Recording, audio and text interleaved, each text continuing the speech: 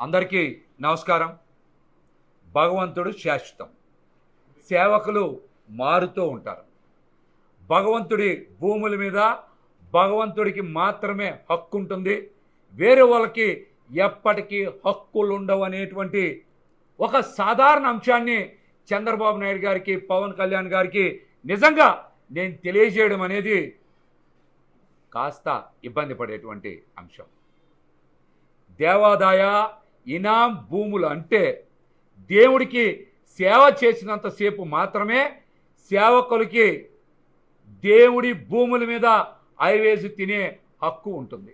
ఒక్కసారి సేవ నిలిపివేసినా, అటువంటి వ్యక్తులు సేవ చెయ్యకపోయినా దేవుడి భూముల మీద ఐవేజు పొందే హక్కు ఉండదు.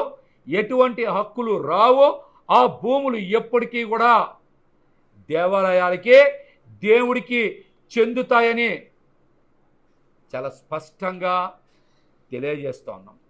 చంద్రబాబు నాయుడు గారి కూటమి ప్రభుత్వం దేవాలయాల ఈనాం భూముల్ని కావాలని విలేజ్ సర్వీస్ ఈనాం భూములుగా చూపిస్తూ రాష్ట్రంలో దేవాదాయ శాఖకు చెందినటువంటి 1,38,848 ఎకరాల భూముల్ని దేవాలయాల ఆస్తుల జాబితా నుంచి తొలగించి రిజిస్ట్రేషన్ శాఖలో 22A నుంచి నిషేధిత ఆస్తుల జాబితా నుంచి తొలగించి ప్రైవేటు వ్యక్తులకి యాజమాన్య హక్కులు కల్పించి తద్వారా వేల లక్షల కోట్ల రూపాయలు కొట్టేయాలనేటువంటి కుట్రపూరితమైనటువంటి ఒక మెమోని జారీ చేశారు. ఆ మెమో 214/2026. ఈ మెమో 214/2026 ఏప్రిల్ 17వ తారీఖున విడుదల చేశారు.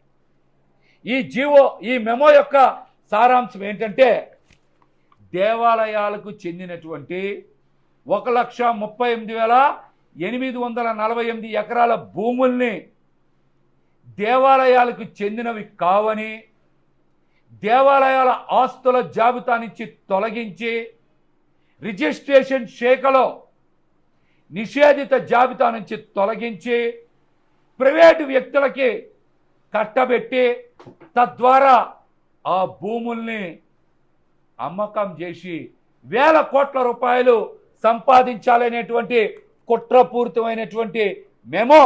ఈ మెమో 214/2026. దీనికి ముందు కావాలని పేపర్లో కూడా ఒక ప్రకటన విడుదల చేయించారు. ఆ విడుదల చేయించిన ప్రకటన ఏంటంటే, దేవుడి భూముల్లో 1,00,000 ఎకరాలకి పైగా ఇతరుల భూములు కలిసి ఉన్నాయని చెప్పి ఈనాడు పేపర్లో ప్రచురితమైనటువంటి వార్త. దేవుడి భూముల్లో ఇతరుల భూములంట 1,50,000 ఎకరాలు కలిసి ఉన్నాయని వార్తని ప్రచురించారు.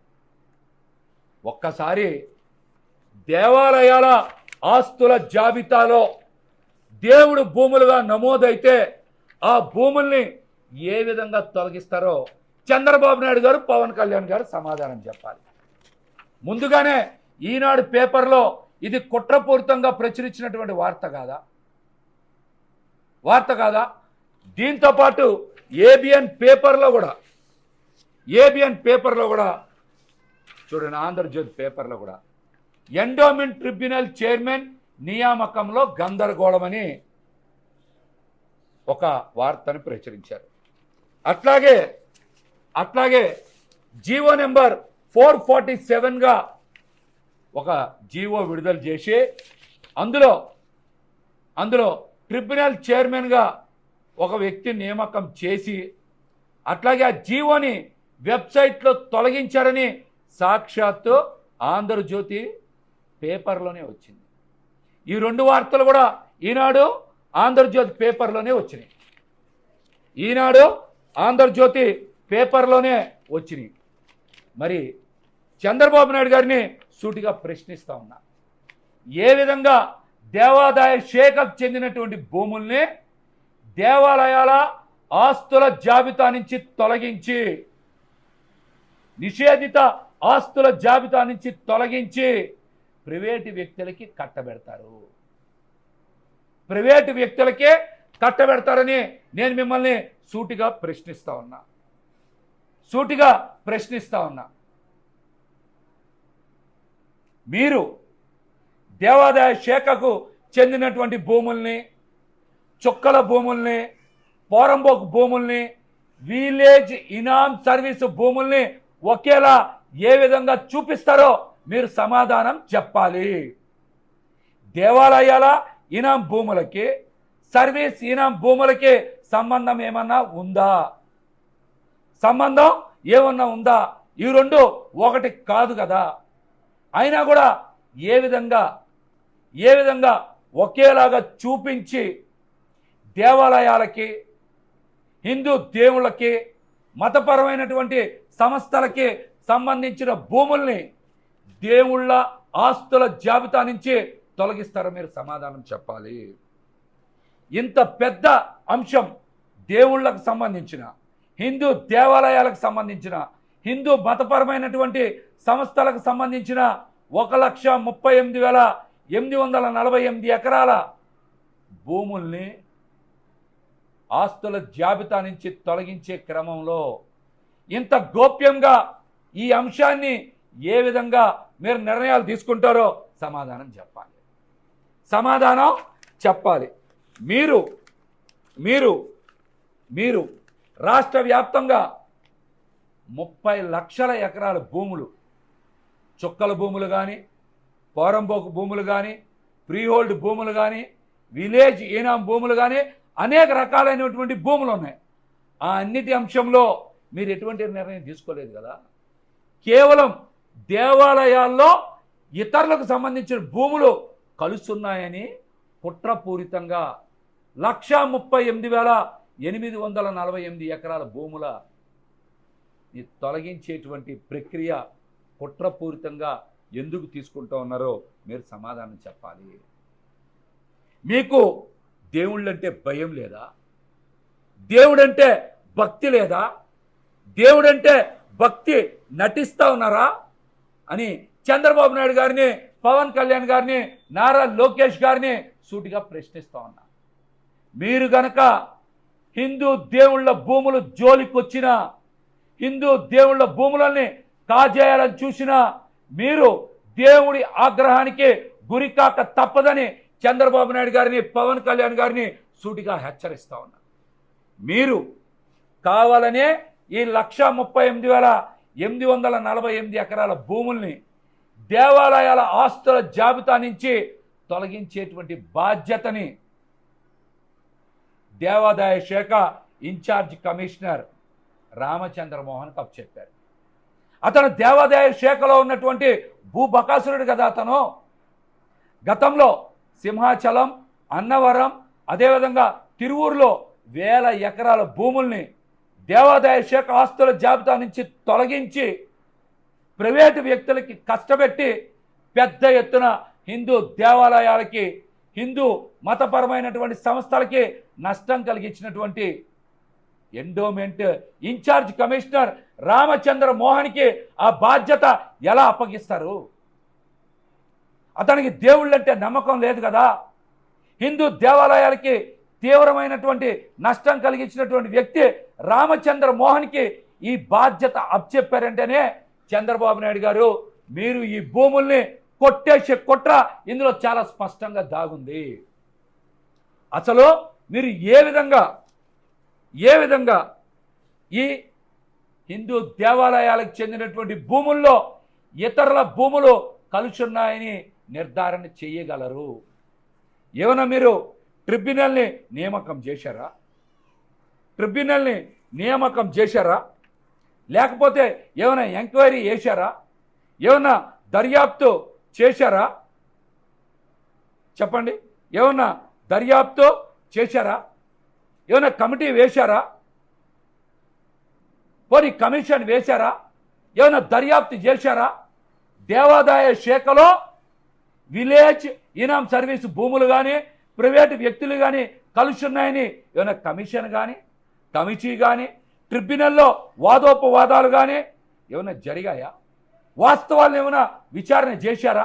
ఏమి చేయకుండా దేవుడి భూములు కావని మీరు ఏ విధంగా నిర్ధారణ చేశారో మీరు సమాధానం చెప్పాలి. మీరు సమాధానం చెప్పాలి. సమాధానం చెప్పాలి. అట్లాగనే చంద్రబాబు నాయుడు గారిని సూటిగా ప్రశ్నిస్తా ఉన్నా. చంద్రబాబు నాయుడు గారు, మీరు ఒక్కసారి దేవాదాయ శాఖకు చెందినటువంటి భూములు రిజిస్ట్రేషన్ శాఖలో నిషేధిత భూముల జాబితాలో 22A1లో చేరిస్తే తొలగించేటువంటి అధికారం ఎవరికైనా ఉందా? రిజిస్ట్రేషన్ యాక్ట్ ప్రకారం 1908 యాక్ట్ ప్రకారం ఒక్కసారి దేవాదాయ శాఖ భూముల కింద రిజిస్ట్రేషన్ శాఖలో నిషేధిత భూముల జాబితాలో చేరితే అవి తొలగించేటువంటి హక్కు ఎవరికీ లేదు. అదేవిధంగా చంద్రబాబు నాయుడు గారు ఈనాం భూముల యాక్ట్ 1965 ప్రకారం అనేక నియమాలు ఉన్నాయి. విలేజ్ ఈనాం సర్వీసు భూముల యాక్ట్లో అనేక నియమాలు ఉన్నాయి. ఆ నియమాల్ని మీరు ఈ భూముల విషయంలో ఏమైనా పాటిస్తున్నారా, పాటించట్లేదా? మీరు సమాధానం చెప్పాలి. ఆర్టికల్ 14 ప్రకారం రాజ్యాంగబద్ధంగా, చట్టబద్ధంగా, న్యాయబద్ధంగా మీరు తీసుకున్నటువంటి నిర్ణయం హిందూ దేవాలయాలకి, హిందూ మతపరమైనటువంటి సంస్థలకి వ్యతిరేకంగా తీసుకున్నటువంటి నిర్ణయం. ఆర్టికల్ 300A ప్రకారం మీకు ఒకటే చెప్తా ఉన్నాం, మీరు హక్కుల్ని సృష్టించలేరు, హక్కుల్ని మార్చలేరు, హక్కుల్ని బదిలీ చేయలేరు. ఈ అంశాన్ని మీరు గుర్తుపెట్టుకోవాలి. ప్రభుత్వం కేవలం దేవాలయాల భూములకు, హిందూ దేవుళ్ళ భూములకు ఒక ట్రస్టీ మాత్రమే. మీరు ఎప్పటికీ ఎవరికి హక్కులు కలిగించలేరు. భగవంతుడి భూముల మీద హక్కులు భగవంతుడికి మాత్రమే ఉంటాయి కానీ ఏ ప్రభుత్వానికే ఉండవు. మీరు కావాలని హిందూ దేవాలయాల భూములు కొట్టేయాలనే రామచంద్ర మోహన్ లాంటి ఒక భూ బకాసురుడికి అటువంటి బాధ్యత చెప్పారు. మీరు ట్రిబ్యునల్ వేయాలి, కమిషన్ వేయాలి, కమిటీ వేయాలి, వాదోపవాదాలు జరగాలి. ఇవేమి జరగకుండా 1,38,848 ఎకరాల హిందూ దేవాలయాల మతపరమైనటువంటి భూముల యొక్క హక్కుల్ని మార్చే అధికారం మీకు లేదు. మేము ఈ అంశం మీద రాష్ట్ర బీజేపీ అధ్యక్షులు మాధవ్ గారిని ఒక్కటే ప్రశ్నిస్తా ఉన్నాం. మాధవ్ గారు, ఈ భూముల మీద మీరు సోమవారం పూట జరిగేటువంటి కలెక్టర్ల సదస్సులో వినతి పత్రాలు ఇచ్చి ఎందుకు ఆగిపోయారు? మీరు తెలుగుదేశం అలాగనే పవన్ కళ్యాణ్ గారు పెట్టేటువంటి ఏమన్నా నెయ్యి, జీడిపప్పు వేసి పెట్టేటువంటి చక్కెర పొంగలు తిని మీరు ఏమైనా పడుకున్నారా? ఎందుకు మీ ప్రయత్నాల్ని నిలుపుదల చేశారు? ఎందుకు వినతి పత్రాలతోనే మీరు నిలుపుదల చేశారు? మీ నాలిక నేతితో చేసినటువంటి చక్కెర పొంగలు తిని మడత పడిపోయిందా మాధవ్ గారు అని నేను మిమ్మల్ని సూటిగా ప్రశ్నిస్తా ఉన్నా. ఈ రాష్ట్రంలో ఉండేటువంటి స్వామీజీలు హిందూ దేవాలయాలకి, హిందూ మతపరమైనటువంటి సంస్థలకి ఇంత పెద్ద ఎత్తున నష్టం జరుగుతూ ఉంటే మీరు ఎందుకు మౌనంగా ఉన్నారు? చిన్నజీఆర్ స్వామి గారైనా, శివస్వామి గారైనా, కమలానంద భారత్ గారైనా, తిరుపతిలో ఉండేటువంటి శ్రీనివాస స్వామీజీ గారైనా మీరు ఎందుకు ఇంత పెద్ద దారుణం జరుగుతూ ఉంటే మీరు స్పందించట్లేదు? మీరు ఎందుకు మౌనంగా ఉన్నారని నేను మిమ్మల్ని సూటిగా ప్రశ్నించాలి. హిందూ ధర్మాన్ని కాపాడేటువంటి బాధ్యత మీ భుజస్కంధాల మీద లేదా? చెప్పండి. దీని మీద స్పందించాలి, దీని మీద స్పందించాలి. గత 2 రోజులుగా హిందూ దేవాలయాలకు సంబంధించి అనేక భూముల్ని కబ్జా చేస్తూ ఉన్నారని, అనేక ఆలయాల్లో అపచారాలు జరుగుతూ ఉన్నాయని, దేవుడి కిరీటాలతో పాటు దేవుడి భూములు మాయం చేస్తూ ఉన్నారని స్వయంగా తెలుగుదేశం పార్టీకి అనుకూల మీడియా అయినటువంటి ఈనాడు, ఆంధ్రజ్యోతుల్లోనే వస్తూ ఉన్నాయి కదా. అయినా ఎందుకు స్పందించట్లేదని స్వామీజీల్ని ప్రశ్నిస్తా ఉన్నారు. పవన్ కళ్యాణ్ గారు, మీరు ముసుగేసుకొని ఒక లబ్ధి పొందడానికి సనాతనం అనేటటువంటి ఒక మాయ ముసుగు వేసుకున్నారు కదా. ఇప్పుడు మీరు ఎందుకు హిందూ దేవాలయాలకి, హిందూ ధార్మిక సంస్థలకి చెందినటువంటి 138,848 ఎకరాల భూములు అన్యాక్రాంతం చేస్తూ ఉంటే, ఒక్క కలంపోటుతో హిందూ దేవాలయాలకి, హిందూ ధర్మానికి నష్టం జరుగుతూ ఉంటే మీరు ఎందుకు స్పందించట్లేదు? ఇందులో మీ వాటా ఎంత? గతంలో మీరు జరగని కల్తీకి మీరేదో ప్రాయశ్చిత్త దీక్ష చేశానని, మెట్లు కడిగానని డ్రామాలు ఆడారు కదా. ఇప్పుడు మీరు ఎందుకు స్పందించట్లా? ఎందుకు మెట్లు కడగట్లా? ఎందుకు ప్రాయశ్చిత్త దీక్ష చెయ్యట్లా? హిందూ ధర్మానికి, హిందూ దేవాలయాలకి ఇంత ముప్పు మీ ప్రభుత్వంలో వాటిల్లుతూ ఉంటే మీరు ఎందుకు మౌనంగా ఉన్నారు? ఎందుకు మౌనంగా ఉన్నారు? మీకు ఏమైనా పర్సంటేజీలు పొందుతున్నారా? దీని మీద కూడా స్పందించాలి. తక్షణమే ప్రభుత్వం కనుక ఈ మెమోని ఉపసంహరించుకోకపోతే వైఎస్ జగన్ గారి దృష్టిలో పెడతాం. ఖచ్చితంగా హిందూ దేవాలయాల, హిందూ దేవుళ్ళ భూములు కాపాడే బాధ్యత వైఎస్ జగన్మోహన్ రెడ్డి గారు గతంలో తీసుకున్నారు, ఇప్పుడు కూడా తీసుకొని కాపాడి హిందూ ధర్మానికి, హిందూ దేవాలయాలకి అండగా నిలుస్తారని మేమైతే భావిస్తాం.